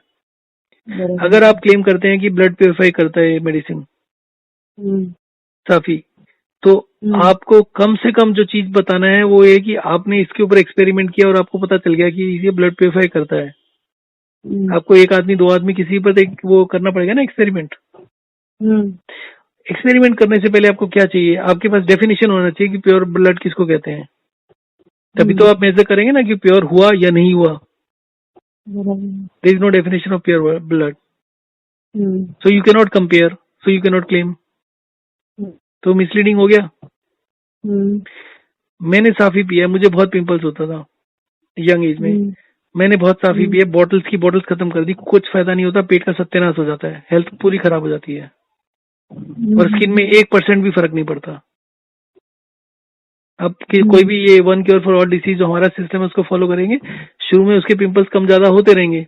मेरे पास ऐसे ऐसे पेशेंट है जिनको सर में स्काल्प में पिंपल्स है और कंघी वंगी करते हो पेन होती है, एंड देयर क्लेम इज 3 दिन के अंदर बिल्कुल जीरो हो जाता है, परंतु फिर वापिस आता है, फिर 30-40% रहता है, वो जाता नहीं है वो। बट 100% से 30-40% पर भी आ गया तो वो भी एक सब्सटेंशियल रिलीफ है ना। जिन लोगों के पास पैसा है, सर में अगर पिंपल्स हो, कंघी करते हो दर्द हो तो लोगों ने तो लाखों लाखों रुपए खर्च कर देते हैं उसके ऊपर, जिनके पास पैसा होता है। ठीक है, तो एक तो इसका बताया आपको, इसके अलावा क्या है, दूसरा चीज आपको और बताता हूँ कुछ किस तरीके के और केस डाल सकते हैं आप। फ्रूट जैम होता है ना, फ्रूट जैम का जब आप लोकल स्टोर जाते हैं ना, पुराने स्टाइल के जो ग्रोसरी की शॉप्स होती हैं, हाँ तो उसमें 500 ग्राम का पैकेट मिलेगा। हाँ कभी आप बड़े फॉर्मेट के स्टोर में जाते हैं ना, हाँ मॉल वगैरह में जब होता है बड़े वाले, तो उसमें हाँ आपको 1 किलो 1.5 किलो के पैक मिलेंगे, और वहां पर आपको हाँ 500 केजी के पैक नहीं मिले, 500 ग्राम के पैक नहीं मिलेंगे। हम्म, तो आपको वहां पर लिखा होगा कि इसके ऊपर इतना डिस्काउंट है, मान लीजिए उसके ऊपर 30% डिस्काउंट है या 50 रुपीज का डिस्काउंट है। तो यूजली क्या होता है कि अगर आप 500 ग्राम कोई चीज खरीद रहे हैं तो मान लो आपको 500 ग्राम 50 रुपए की मिल रही है, तो 1 किलो 100 रुपए की जगह 90 का मिलेगा, क्योंकि उसका पैकिंग का खर्चा बच गया, उसका ट्रांजेक्शन का खर्चा बच गया। तो जितना क्वांटिटी ज्यादा होता है डिस्काउंट होता है ना। ये लोग क्या करते हैं, जो लार्ज फॉर्मेट के शॉप्स होती हैं उसमें 500 ग्राम मान लो 50 का मिल रहा है, तो उसको 150 रुपए का कर देंगे, 1 किलो को 150 रुपए करके 50 रुपए डिस्काउंट दे देंगे। तो आपका एक जो कंज्यूमर है उसको तो ये लग रहा है ना कि he is getting a discount, हाँ तो उसको डिस्काउंट तो नहीं मिल रहा भाई। 50, अगर आधा किलो की 50 रुपए की होनी चाहिए, तो 1 किलो ज्यादा से ज्यादा 100 की, 100 से बल्कि डिस्काउंट होना चाहिए 10 रुपए, तो वो उससे भी ज्यादा चार्ज कर रहे हैं। नहीं भी कर रहे तो इट इज फॉल्स, एक अगर अनफेयर ट्रेड प्रैक्टिस का पढ़ेंगे ना, तो उसमें भी है कि अगर आप किसी को इंप्रेशन दे रहे हैं that is buying at lower rate at a discount, तो simply because you put MRP does not mean that आपने डिस्काउंट दे दिया। Discount is in comparison to smaller quantities, और स्मॉलर क्वांटिटीज जो है उनका पैकिंग भी शीशे का है और उसका पैकिंग भी शीशे का है। अगर आपको मैथमेटिक्स का ध्यान हो ना, तो जब आप बड़ी चीज लेते हैं तो बड़ी चीज का जो पेरीमीटर होता है, जो उसका जिस चीज का वो कांच का बना है ना, अगर आधा किलो का बोतल है तो उसमें कांच ज्यादा लगेगा, उसका वेट ज्यादा होगा। अगर 1 किलो का होगा, मान लीजिए आधा किलो का जो पैकिंग है उसके शीशे का खाली शीशे का जो वेट आ रहा है, मान लो 100 ग्राम आ रहा है, तो 1 किलो में वो 200 ग्राम आने की जगह 170-150 के आसपास आएगा। तो एक सेविंग तो वो भी कर लिया उसने। फिर एक ट्रांसपोर्टेशन कॉस्ट होता है, एक पैकिंग कॉस्ट होता है, और बहुत सारी चीजें होती है ना, वो भी उसने सेव किया। तो यूजली आधा किलो के मुकाबले 1 किलो जो है वो सस्ता होना चाहिए, ऐसा नहीं हो रहा मार्केट में। तीसरा एक और चीज बताता हूँ, डिफेंस कैंटीन है ना, डिफेंस कैंटीन में एक्साइज ड्यूटी नहीं लगती, और आजकल एक्साइज तो बंद ही हो गई है, आजकल तो वो हो गया ना, क्या जीएसटी हो गया, तो डिफेंस कैंटीन में टैक्स वगैरह नहीं लगता है। परंतु वहां क्या हेरा फेरी करते हैं ये लोग, मान लीजिए एलईडी बल्ब है,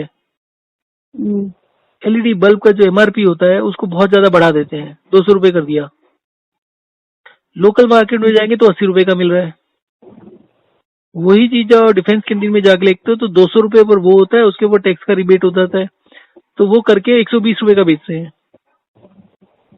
तो वहां पर क्या है कि डबल एमआरपी कर दी, एक ही नहीं, कुछ प्रोडक्ट में तो इन्होंने डबल हेराफेरी ये भी किया हुआ, मार्केट में डबल एमआरपी होती है। लेकिन वो डबल, पैकेजिंग पे ही रहती है ना एमआरपी। हाँ पैकेजिंग पर रहती है।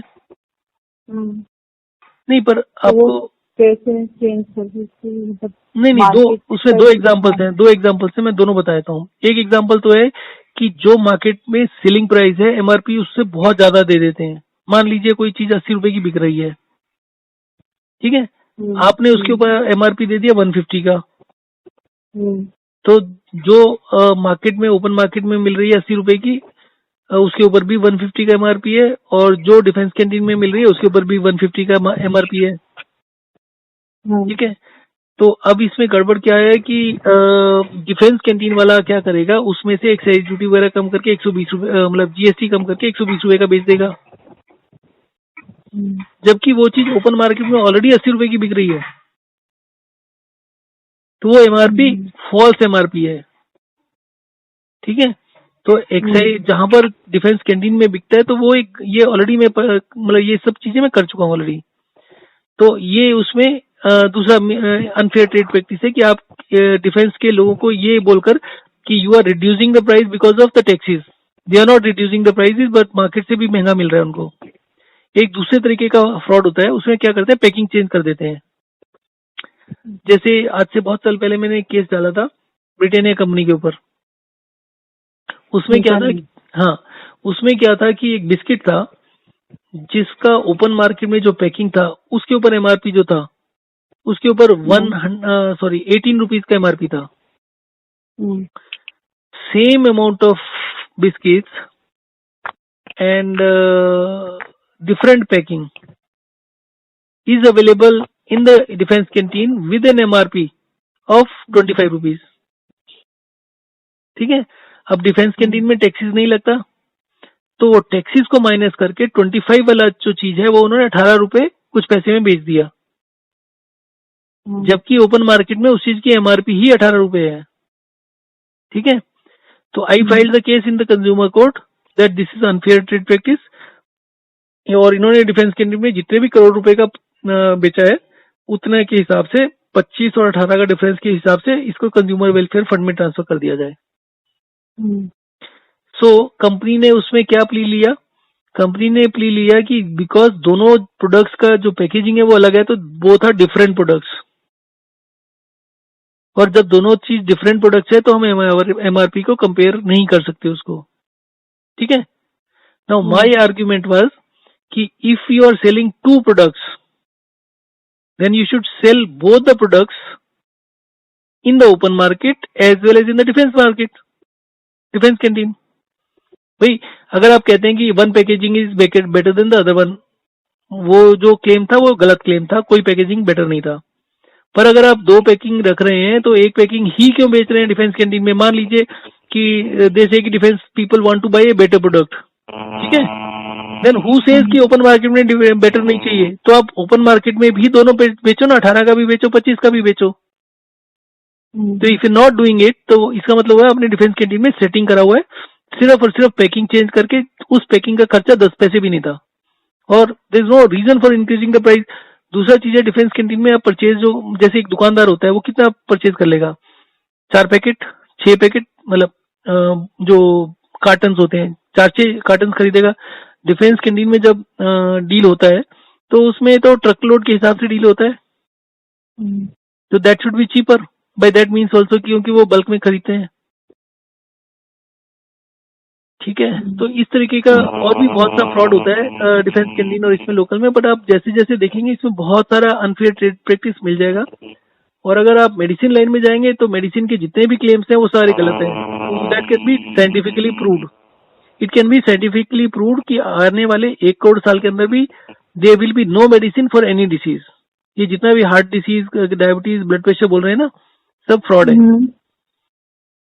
डायबिटीज सभी चीजें फ्रॉड है। देखिए ब्लड प्रेशर की मेडिसिन जो होती है वो क्या काम करती है, मान लीजिए किसी को ब्लड प्रेशर हो गया, मेरे पापा लेते हैं उसको, मान लीजिए का प्रॉब्लम, हाँ, मान लीजिए अभी अभी ब्लड प्रेशर हुआ, पहली बार पता चला, सबसे पहले जो मेडिसिन देते हैं वो मेडिसिन देते हैं यूरिन आउटपुट बढ़ाने के लिए।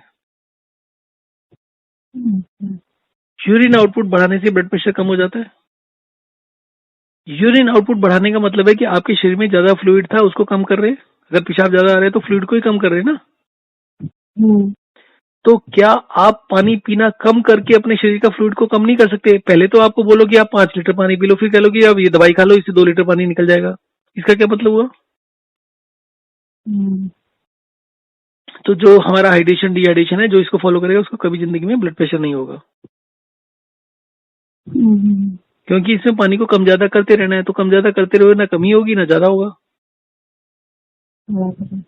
इसी तरीके से जैसे डायबिटीज होती है, अगर आप डायबिटीज को एनालाइज करेंगे, डायबिटीज होने का एक ही कारण होता है, बहुत ज्यादा पानी पीना। टाइप 1 डायबिटीज जो 10 साल के बच्चे को होता है वो 5-5 लीटर पानी पीते हैं एक दिन में। अब आप सोचो 10 साल का बच्चे को अगर, और फिर उसके बाद साइंस क्या बोलती है, ये लोग क्या बोलते हैं डायबिटीज की इंसुलिन बेचने वाले, ये बोलते हैं कि इस आदमी को ऑटो इम्यून सिस्टम प्रॉब्लम है, टाइप 1 डायबिटीज। उस ऑटो इम्यून सिस्टम की प्रॉब्लम होने की वजह से उसको शरीर में एक्स्ट्रा ग्लूकोज बन रहा है।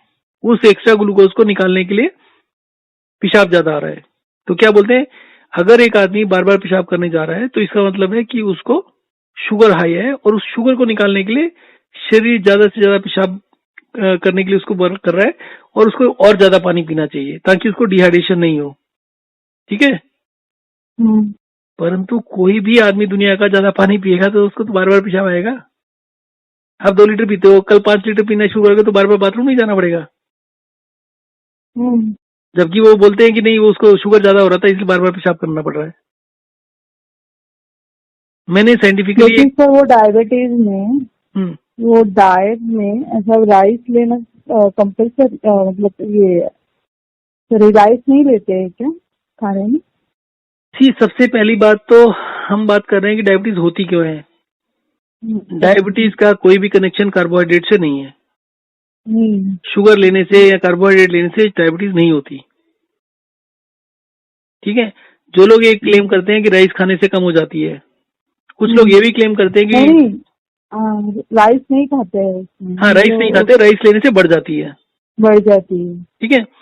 अब आप ये बताइए कि एक आदमी है उसको डायबिटीज भी है, ठीक है, वो पूरा दिन खाना ही नहीं खाता, तो क्या उसका ब्लड शुगर कम हो जाएगा?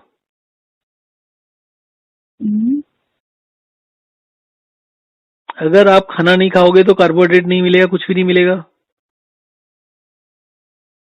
तो कुछ ना कुछ तो चाहिए ना डायबिटीज। मैं कह रहा हूँ एक दिन के लिए फास्टिंग कर लिया, तो जब जिस दिन फास्टिंग करेगा उस दिन तो ब्लड शुगर गिरना चाहिए। क्या गिरता है?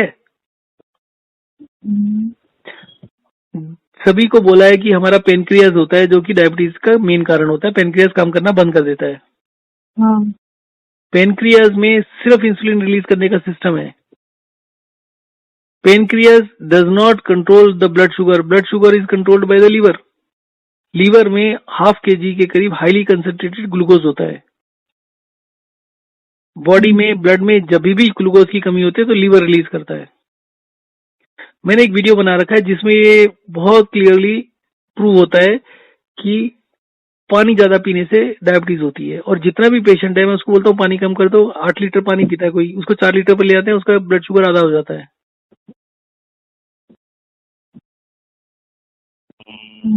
आपको पूरा दुनिया का किसी भी बीमारी का, एक कोरोना है, आप कोरोना आपके जान पहचान में भी लोगों को हो रहा होगा। जिसको कोरोना होता है उसमें ये देखो, जो लोग हॉस्पिटल जाते हैं वो लोग ज्यादा पानी पीते हैं। जैसे ही कोरोना होता है, अभी मार्केट में पहले कॉलर ट्यून पर आता था 15-15 मिनट बाद गर्म पानी पीते रहो। आप ये देखोगे कि जो भी आदमी हॉस्पिटल में एडमिट करने की हालत में चला जाता है उसका कारण है कि वो ज्यादा पानी पी रहा था। जो आदमी 1-1.5 लीटर या 2 लीटर तक पानी पिएगा उसको हॉस्पिटल, अगर कोरोना होगा भी तो हॉस्पिटल नहीं जाना पड़ेगा, वो वैसे ही 5-7 दिन में ठीक हो जाएगा। अदरवाइज माई सजेशन इज कि फीवर होते ही पहले दिन सिर्फ 2 गिलास पानी पियो, खाना खाने के साथ 2 बार खाना खाओ और 2 गिलास पानी P low. Next day 1.5 litre पानी पियो, जिसमें से 2-3 गिलास होना चाहिए ग्लूकोन डी के साथ या चीनी के साथ, ताकि आपको शरीर को एनर्जी मिल जाए, क्योंकि कोरोना में सबसे ज्यादा वीकनेस होता है। ऐसा करने से 48 आवर्स में फीवर खत्म हो जाता है, आदमी ठीक हो जाता है। अगर उसका वीकनेस रह जाता है 5-7 दिन लगते हैं, वीकनेस भी खत्म हो जाता है, पर फीवर वगैरह 2 दिन में ठीक हो जाता है। और जो आदमी खूब पानी पिएगा उसका गड़बड़ हो जाता है। और कोरोना को नहीं हो इसके लिए सबसे बढ़िया है कि पानी एक लिमिट में पिया जाए, 1-1.5 लीटर पिया जाए, और नमकीन चीज नहीं खाई जाए, ज्यादा नहीं खाए, मतलब नमकीन खाना है पर ये नहीं कि आप रोज रोज नमकीन खा रहे हैं। कुछ जैसे नमकीन में क्या होता है, भुजिया वगैरह हो गया या नमकीन मिक्सचर वगैरह हो गया, वो खा रहे हैं। तो अगर आप नमक ज्यादा खाएंगे तो पानी ज्यादा रिटेन करेगी बॉडी, जितना पानी रिटेन करेगी उतना आपका मुंह सूखेगा। आप दूसरा चीज भी नोट करिएगा, आपका ऑलरेडी मुंह सूखता होगा अगर आप 2-3 घंटे पानी नहीं पियेंगे या 6 घंटे पानी नहीं पियेंगे। आप जैसे ही सिस्टम पर आएंगे 2 दिन के बाद, 3 दिन के बाद आपके मुंह में पानी ही पानी होगा। जैसे कोर्ट जाते हैं, आप ज्यादा बोलेंगे तो मुंह सूखने लगता होगा। अगर आप ये वाला सिस्टम फॉलो करोगे, आप पूरा दिन बोलते रहो, मुंह नहीं सूखेगा आपका, मुंह में हमेशा पानी रहेगा, सलाइवा रहेगा। अगर आपके मुंह में सलाइवा रहेगा तो आपके गम्स कभी खराब नहीं होंगे, डिसीज नहीं होगी, दांत कभी खराब नहीं होंगे, कभी मुंह से बदबू नहीं आएगी। क्योंकि जितना भी मुंह में पानी ज्यादा होगा तो बार बार अंदर लेके जाएंगे ना गले में, तो जितना भी डिब्रीज होता है, खाने का जो भी कचरा बचा होता है मुंह में रह जाता है, जो कि सलाइवा थिक होने की वजह से मुंह में ही रहता है और सड़ता है तो बदबू मारता है। तो मुंह में पानी इतना होता है कि आप बार बार करके थोड़ी थोड़ी 10-10 मिनट में उसको अंदर ले जाते रहते हो, तो उसके साथ साथ खाना भी अंदर जल जाता है। खाने के जो डिब्रीज कह सकते हैं, जो मोटा मोटा रह जाता है ना बाद में, वो निकल जाता है फिर। तो आप हमारा वीडियोस देखिए, चैनल को सब्सक्राइब करिए और बताइए क्या ठीक लगा, क्या ठीक लगा, क्या गलत लगा बताइएगा। और अपना शेयर भी करिए। वैसे आपको बता देता हूँ 138 के पूरे हिंदुस्तान के अंदर जितने भी केस हैं सब इलीगल है। आपने कभी चेक की डेफिनेशन? सब इलीगल केसेस हैं, इलीगल। आपने कभी चेक की डेफिनेशन देखी है? क्या है? Cheque is defined in 2 acts. एक तो नेगोशिएबल इंस्ट्रूमेंट एक्ट है और एक इंडियन स्टैम्प एक्ट है। दोनों में सेम डेफिनेशन है। चेक का डेफिनेशन है, cheque is always payable on demand. 95% or more cases which are filed in the courts are based on the blank checks. वो दूसरा क्या है कि इंडियन स्टैम्प एक्ट जो है उसका सेक्शन 68 है। 68 का हेडिंग पता क्या है? Penalty for post dating a bill of exchange. Cheque is a bill of exchange. Cheque का डेफिनेशन ये है, cheque is a bill of exchange which is always payable on demand. अगर मैंने आपको चेक दिया और उसके ऊपर डेट नहीं डाला, can you present it in the bank? No. अगर मैंने चेक को साइन कर दिया और आपको दे दिया और उसके ऊपर डेट और अमाउंट नहीं डाला और आप बाद में डाल लेते हैं, तो सेक्शन 20 को कोट करते हैं ना, इनकोहेरेंट इंस्ट्रूमेंट, इनकम्प्लीट इंस्ट्रूमेंट को, कि जो उसका जो जिसको वो चेक मिलता है वो उसको फिलअप कर सकता है लीगली। ठीक है? हाँ, वो उनका मतलब उनका रहता ही है ना कि हम एक ब्लैंक चेक चाहिए, उनका पहला ही डिमांड रहता है। ब्लैंक चेक चाहिए, डिमांड रहता है, पर सेक्शन 20 इंडियन स्टैम्प एक्ट का मालूम है? अगर आपने ब्लैंक चेक मुझे दे दिया तो मैं उसमें कुछ भी लिख सकता हूँ, पर अगर आप सेक्शन 20 को पूरा पढ़ेंगे तो उसमें नेक्स्ट पोर्शन है ना, उसमें है कि प्रोवाइडेड दैट द इंस्ट्रूमेंट, मतलब you can write an amount up to which the instrument is sorry the stamp duty has been paid. वो कैंसिल चेक रहता है? नहीं, कैंसिल नहीं। आपने किसी से भी लोन लेंगे तो वो आपसे ब्लैंक चेक साइन करा के रखते हैं, वही कैंसिल चेक रहता है। कैंसिल नहीं रहता, प्रॉपर रहता है, ब्लैंक चेक रहता है वो। बराबर है। कैंसिल नहीं होता। कैंसिल तो तब होता है जब उसको, हाँ, तो वो जब ब्लैंक चेक हो गया, ब्लैंक चेक में सिग्नेचर होता है, डेट नहीं होता। डेट जब तक नहीं होगा तो बिल ऑफ एक्सचेंज के ऊपर कितना स्टैम्प ड्यूटी लगेगा वो कैलकुलेट नहीं कर सकते। तो किसी भी चेक में आप अमाउंट नहीं भर सकते बाद में, क्योंकि stamp duty is always calculated with reference to. अच्छा, आपको दूसरा चीज नहीं मालूम? आपको मालूम है बिल ऑफ एक्सचेंज के ऊपर स्टैम्प ड्यूटी लगती है? इंडियन स्टैम्प एक्ट के अकॉर्डिंग कोई भी इंस्ट्रूमेंट, कोई भी bill of exchange which is payable on demand और पेबल एट साइट, उसमें कोई भी स्टैम्प ड्यूटी नहीं लगता। और चेक का डेफिनेशन है, it is always payable on demand, तो चेक के ऊपर भी स्टैम्प ड्यूटी नहीं लगेगा।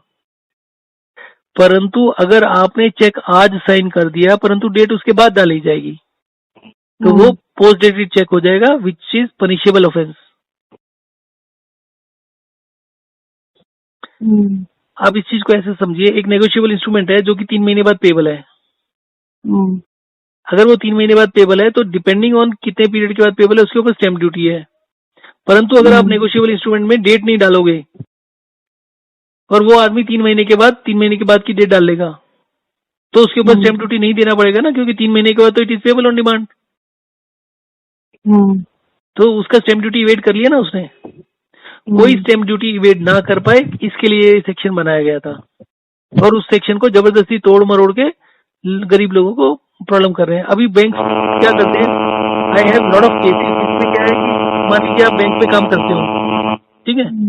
अब आपका काम है मार्केटिंग करना, लोन देना लोगों को, आपसे काम नहीं हो रहा तो वो आदमी खुद जाकर लोगों को बोलता है कि भैया ये लोन ले लो और इसके ऊपर इंटरेस्ट की चिंता मत करो, जिस दिन लोन पे हो जाएगा, वो मतलब मान लो आपने 1 लाख रुपए का लोन लिया तो 1 लाख 2-4 हज़ार रुपए 5 हज़ार रुपए दे दिया, उसके बाद लोन देना बंद कर दो, पे करना बंद कर दो, तो कंपनी फिर आपसे नेगोशिएट करके अपना उसी पर क्लोज कर लेगी। तो खुद जाके फोर्स करके झूठ बोल के लोगों को फंसा के लोन देते हैं। हम्म, भाई आप ये देखो ना, एक सब्जी वाला है, वो सुबह सब्जी बेचने के लिए निकलता है, बारिश हो गई, उसकी सब्जी नहीं बिकी, उसकी सब्जी खराब हो गई, तो नुकसान किसका होगा? सब्जी वाले का होगा, गवर्नमेंट का होगा, या खरीदने वाले का सब्जी होगा? वाले में। सब्जी आप वाले में। आपके पास पैसा है, आपने पैसा जमा कर लिया, कैसे जमा किया? लोगों को लूट कर। आप कोई भी काम कराते हो, आप मेरे से कोई काम कराते हो, आप नेगोशिएट करोगे ना कितने में करना है। हम्म, अगर आप फाइनेंशियली स्ट्रांग हो तो आप ज्यादा अच्छे से नेगोशिएट कर पाओगे। जो गरीब आदमी है उसको रात को रोटी खानी है तो वो कम नेगोशिएट कर पाता है। बराबर। अब आपके पास पैसा इकट्ठा हो गया, अब आप किसी को लोन देना चाहते हो, आपने उसको लोन दे दिया, उसके पैसे को यूज किया, उसका वो नुकसान हो गया, उस खत्म हो गया, तो वो पैसे कहाँ से देगा? इसमें गवर्नमेंट क्या करेगी? इसमें कोर्ट क्या करेगा? नुकसान हो गया, उसका बिजनेस लॉस है, उसको देख के देना चाहिए था कि वो उस आदमी की पेइंग कैपेसिटी है कि नहीं है, क्या वो ठीक से बिजनेस कर सकता है नहीं कर सकता। उसके लिए पनिशमेंट का क्या जरूरत है? चलिए ज्यादा हो गया, आप सोचिएगा, बाद में बात करेंगे। It's too much. बराबर है। आप मतलब इतना सब नॉलेज है आपके आप। सी अभी तक जितना भी नॉलेज है ना उसका, मतलब मेरा पहला जो कंज्यूमर कोर्ट का केस था ना, हाँ, वो इंसाफ का ताराजू स्टार न्यूज आता था पहले, वहां पर टेलीकास्ट हुआ था मेरा इंटरव्यू, पहला केस। तो कोर्ट के कोई भी प्रोसीजर में लॉ नाम की चीज नहीं है, ये तो सिर्फ धोखाधड़ी है। लॉ नाम की कोई चीज नहीं होती, वो जैसे मर्जी ट्विस्ट हो जाता है। अगर आप किसी भी चीज की डेप्थ में जाओगे, कभी आप किसी केस में फंस जाओगे ना जो जेन्युइन केस होगा और आपको लग रहा है कि आपकी पार्टी सही है और उसके साथ गलत हो रहा है, तो आप मेरे से डिस्कस करना, मैं उसका रास्ता बता दूंगा। फिर आपको प्रोफेशन क्या है एक्चुअली? मतलब मेरा प्रोफेशन क्या है? मैं बाई क्वालिफिकेशन चार्टर्ड अकाउंटेंट हूँ, कंपनी सेक्रेटरी हूँ और लॉयर हूँ। चार्टर्ड अकाउंटेंट है सर आप? हाँ, मैं चार्टर्ड अकाउंटेंट भी हूँ, कंपनी सेक्रेटरी भी हूँ और मैं अभी प्रैक्टिसिंग एडवोकेट भी हूँ। ओके। हाँ, वो मतलब चार्टर्ड अकाउंटेंट प्रैक्टिस भी कर सकते हैं? नहीं, आप एक टाइम पर एक ही प्रैक्टिस कर सकते हैं। उनको हाँ। तो मैं हाँ। सीए किया था, पर उसको जॉब भी किया था शुरू के 10 साल, फिर छोड़ दिया था। फिर सीएस का जॉब किया था, फिर छोड़ दिया था, इंडस्ट्री में काम किया था। फिर उसके बाद मैंने 5-6 साल तक कुछ नहीं किया था। फिर उसके बाद मैंने अपना प्रैक्टिस इसका सर्टिफिकेट ले लिया था एडवोकेट का। फिर उसके बाद से मैं सीए और सीएस का काम नहीं करता, मैं सिर्फ इसका करता हूँ। और अब इसका भी छोड़ दिया क्योंकि कोर्ट में डेट बहुत पड़ती है। आप लोग डेट पढ़ने के भी पैसे ले लेते हो, मुझे अच्छा नहीं लगता लेते हुए।